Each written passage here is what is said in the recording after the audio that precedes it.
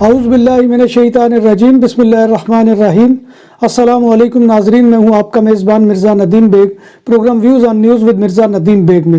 ناظرین محترم، آج 10 مارچ 2022 ہے اور جمعرات کا روز ہے۔ جمعرات کے روز کے خبرنامے کے ساتھ آپ کی خدمت میں حاضر ہوں۔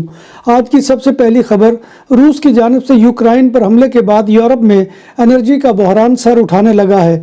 اس حوالے سے EU کے 2 ممبر ممالک اسپین اور یونان نے خطرے کی گھنٹیاں بجا دی ہیں۔ یہ خطرہ کورونا بحران کے بعد بحال ہوتی ہوئی انڈسٹری کے لیے انرجی کی آسمان پر جاتی ہوئی قیمتوں کی صورت میں سامنے آ رہا ہے۔ اسپین انرجی کی قیمتوں کے حوالے سے گزشتہ ستمبر سے شور مچا رہا ہے۔ یونانی وزیر اعظم نے یورپی یونین کو تجویز کیا ہے کہ وہ یورپ میں توانائی فراہم کرنے والی کمپنیوں کے منافع کمانے کی حد پر فوری پابندی لگائیں۔ اس بحران میں روس کی اس دھمکی کے بعد کہ وہ پابندیوں کے جواب میں یورپ کو گیس کی فراہمی بالکل بند کر دے گا، گیس استعمال کرنے والے تمام انڈسٹری کو خوف میں مبتلا کر دیا ہے۔ اسپین یوکرائن کے مہاجرین کو لیگل کرنے کے لیے سادہ اور تیز رفتار درخواست کے عمل کو متعارف کروائے گا اور یوکرائنی پناہ گزینوں کو ایک فلٹر سے گزرنا ہوگا جہاں انہیں اپنا تمام ڈیٹا فراہم کرنا ہوگا اور وہاں یہ چیک کیا جائے گا کہ آیا ان کا کوئی مجرمانہ ریکارڈ تو نہیں ہے، کیونکہ جن لوگوں نے سنگین جرائم کا ارتکاب کیا ہے اسپین کی جانب سے لیگل سٹیٹس کے لیے دی جانے والی رعایت سے فائدہ نہیں اٹھا سکیں گے اور ان کا کام کی نگرانی نیشنل پولیس اسٹیشن میں ہوگی۔ پرتگال نے صرف ایک ہفتے میں 4000 سے زائد یوکرانی پناہ گزینوں کو ملک میں انٹری دی ہے اور نئے آنے والوں کے لیے دروازے کھلے رکھے ہیں۔ پرتگال نے یورپی یونین ممالک کے مقرر کردہ کوٹے کو مسترد کر دیا ہے اور سب کو خوش آمدید کہنے کا اعلان کیا ہے۔ Secretary of state for integration and migration Claudia Pereira نے کہا ہے کہ پرتگال کو لیبر کی اشد ضرورت ہے اور یوکرائنیوں نے ہمیشہ پرتگال کی اقتصادی، ثقافتی اور سماجی ترقی میں نمایاں حصہ ڈالا ہے۔ کاتالونیا کے موٹر ویز پر ٹول ٹیکس کے خاتمے کو 6 ماہ گزر گئے اور اس عرصے میں موٹر ویز پر ٹریفک کی تعداد دگنی ہو گئی ہے اور حادثات میں بھی اضافہ ہوا ہے اور ٹرکوں کی تعداد بھی پہلے کے مقابلے میں دگنی ہو گئی ہے۔ آپ دوست پر ٹریفک میں 67% اضافہ ہوا ہے، جبکہ اس کے مقابلے میں N240 محفوظ ترین شاہراہ ہے اور اس پر ٹریفک میں بھی کمی ہوئی ہے۔ اسی طرح آپ 7 پر بھی ٹریفک کا رش ہے اور حادثات بھی 33 پر ٹریفک بڑھی ہے اور حادثات میں بھی اضافہ ہوا ہے۔ بارسلونا کے علاقے زونا فرانکا کے کائے آ میں نئی جیل پر تعمیر کا کام موسم گرما میں شروع ہوگا اور 2025 میں مکمل ہوگا۔ وزارت انصاف کے مطابق جیل کی نئی عمارت کے لیے 36.6 ملین یورو کی لاگت آئے گی۔ نئی جیل میں ترینیتاد بیا جیل کے قیدیوں کو بھی منتقل کیا جائے گا۔ کاتالونیا کے علاقے سان فیلیو دے بوسائیو میں پولیس موسس اسکواڈرا نے ایک 38 سالہ زخمی ڈرائیور کو گرفتار کر لیا ہے جو نشے کی حالت میں ایک مہلک ٹریفک حادثے کا باعث بنا۔ ڈرائیور کے نشے کا لیول 4 گنا زیادہ تھا۔ گرفتار ڈرائیور نے ایک ٹرک کو اوورٹیک کیا اور اس دوران اس نے اپنی گاڑی کو کنٹرول کھو دیا اور نتیجتاً دوسری وین سے ٹکرا گیا، جس کے نتیجے میں 46 سالہ خاتون حادثے کا شکار ہو کر ہلاک ہو گئی۔ اس حادثے کے ساتھ اس سال کاتالونیا کے inter urban road network پر ٹریفک حادثات میں 27 افراد ہلاک ہو چکے ہیں۔ بارسلونا کے سینٹر میں جنسی زیادتی کا نیا واقعہ رونما ہو گیا اور پولیس موسس اسکواڈرا نے 20 اور 23 سال کی عمر کے 2 نوجوانوں کو گرفتار کر لیا ہے جنہوں نے سیوتاد بیا میں ایک لڑکی کے ساتھ جنسی زیادتی کی اور پھر اس کا موبائل فون اور کریڈٹ کارڈ چرا لیا۔ کاتالان پولیس کے موبائل یونٹ کے اہلکاروں نے ملزمان کو گرفتار کر لیا۔ عدالت میں پیش ہونے کے بعد جج نے ملزمان کو جیل بھیج دیا ہے۔ ترک ضلع ازمیر میں یونانی حکام کی جانب سے ترکی کے کھلے سمندر میں دھکیلے گئے 15 غیر قانونی تارکین وطن کو ڈوبنے سے بچا لیا گیا۔ بچائے گئے مہاجرین کو ضروری کارروائی کے بعد ضلعی شعبہ مہاجرین کے حوالے کر دیا گیا ہے۔ امریکی ریاست نیو یارک کے آئی لینڈ میں ایک کار کو حادثہ پیش آیا جس کے نتیجے میں 17 سالہ پاکستانی نوجوان جاں بحق ہو گیا۔ نیو یارک پولیس کے مطابق مخالف سمت سے آنے والی بس نے کار کو ٹکر مار دی جس کی تحقیقات جاری ہیں۔ امریکی میڈیا نے بتایا ہے کہ ڈاکٹر سلمان کی فیملی گزشتہ روز پاکستان سے امریکہ آئی تھی۔ امریکی میڈیا کے مطابق جاں بحق ہونے والے نوجوان پاکستانی امریکن ڈاکٹرز کی تنظیم اپنا کے سابق صدر ڈاکٹر جاوید سلمان کے صاحبزادے ہیں۔ جرمنی میں پہلی بار ایک دن کے اندر کووڈ-19 کا شکار ہونے والوں کی تعداد 2.5 لاکھ سے تجاوز کر گئی۔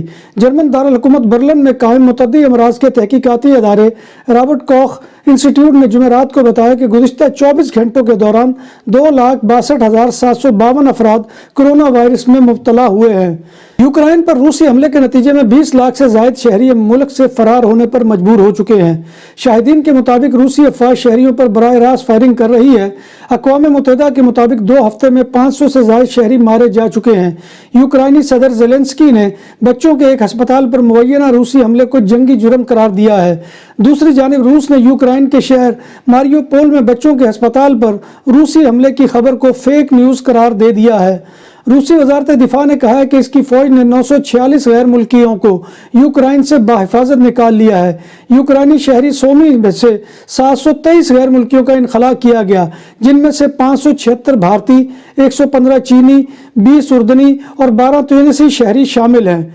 यूक्रेन जंग ने हर दूसरे यूक्रेनी बच्चे को महाजर बना दिया है। रूस की जंग ने यूक्रेनी बच्चों को शदीद सदमे से दो चार कर दिया है। वो रूसी गोलाबारी से खौफ और हरास का शिकार हो जाते हैं। हर वक्त अपने अहले खाना की फिक्र और मौत का खौफ उन्हें परेशान किए रखता है। कई यूक्रेनी शहरी अपने बच्चों को मगरबी ममालिक रवाना कर रहे हैं। इस वक्त हर दूसरा यूक्रेनी महाजर एक बच्चा है। जब बात हो 100% हलाल खानों की तो एक ही नाम, आदल तंदूरी रेस्टोरेंट। बार्सिलोना में मेहमान नवाजी का पहला नाम आदल तंदूरी रेस्टोरेंट। बर्रे सगीर के रवायती हलाल खानों का मरकज। ग्रिल, तंदूरी रोस्ट, चिकन और मटन टिक्का, सब्जियां और तड़के वाली दालें, रसमलाई और फालूदा। कारी अब्दुर्रहमान की फखरिया पेशकश गरीबो अमीर के लिए। बार्सिलोना के कल में वाक़े आदल तंदूरी रेस्टोरेंट का ये इस्ते नंबर 9 नेज़्द दरासाना हॉस्पिटल बार्सिलोना। यूक्रेन ने अपने शहरियों को मुल्क से बाहर जाने के लिए 6 राहदारियां कायम करने पर इत्तफाक किया है। इन राहदारियों के जरिए कीव, मारियोपोल और सूमी समेत दीगर कई शहरों से यूक्रेनी शहरी मुल्क से बाहर जा सकेंगे। फौज की जानिब से कहा गया कि इनखला के दौरान जंग बंदी का एहतराम किया जाएगा। यूरोपीय यूनियन ने अपनी पाबंदियों की ब्लैक लिस्ट में मजीद रूसी शख्सियात और हुक्काम को शामिल करने, क्रिप्टो करेंसी की मुंतकली के कवानीन को सख्त करने और यूक्रेन में मास्को की जंग के दौरान मैरी टाइम सेक्टर को निशाना बनाने पर इत्तफाक किया है। 27 ममालिक के ब्लॉक EU ने बेलारूस के 3 बैंकों को पेमेंट्स के आलमी सिस्टम स्विफ्ट से भी बेदखल कर दिया है।